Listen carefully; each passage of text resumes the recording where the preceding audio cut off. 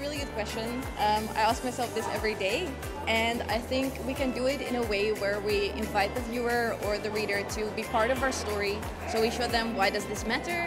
Why is it important to know about it? What is the context? But also bring it to them in a way that is short, that is attention grabbing, that is engaging. And yeah, I think we can do that by making them feel like they're part of something that actually matters to them in their lives.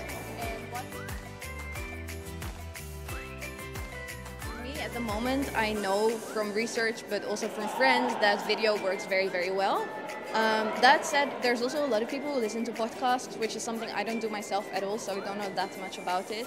But I think it is these more immersive ways of gathering the news rather than only reading what's going on. And I think it also allows for a lot more creative approaches, because it means you can use sound, you can use vision, you can use even text in videos, and it really allows for a more rich experience.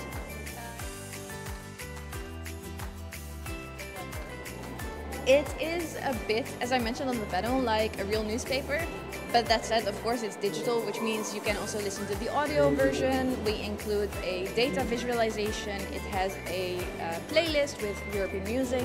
So it is kind of like a newspaper, but on your phone, in your hand, the first thing in the morning, and in a way that is a bit more engaging than actually reading it from paper without any sort of audio input.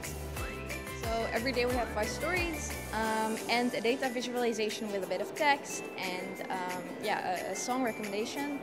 And we try to make sure that it's a balance of topics, so that it's not all about the same issue, but also about how does it make you feel. We can have serious stories about serious issues, but we also want to have some uplifting or some funny or some interesting story that doesn't make you feel very sad when you close the newsletter and you start your day. We mostly, of course we have the data, so we see how many people open the newsletter, we see how many people share the newsletter.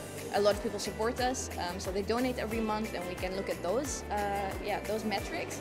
But we also speak a lot with our audience, and our founders actually have a lot of calls with the people who read our news, and I meet them everywhere. And I think that is actually the best way to measure success, because if I'm somewhere in Zagreb, out of all places, and someone tells me, oh, I read your newsletter, that to me is a great success. Like, if I meet real people and they tell me what they love and why they care, that is really important to me personally.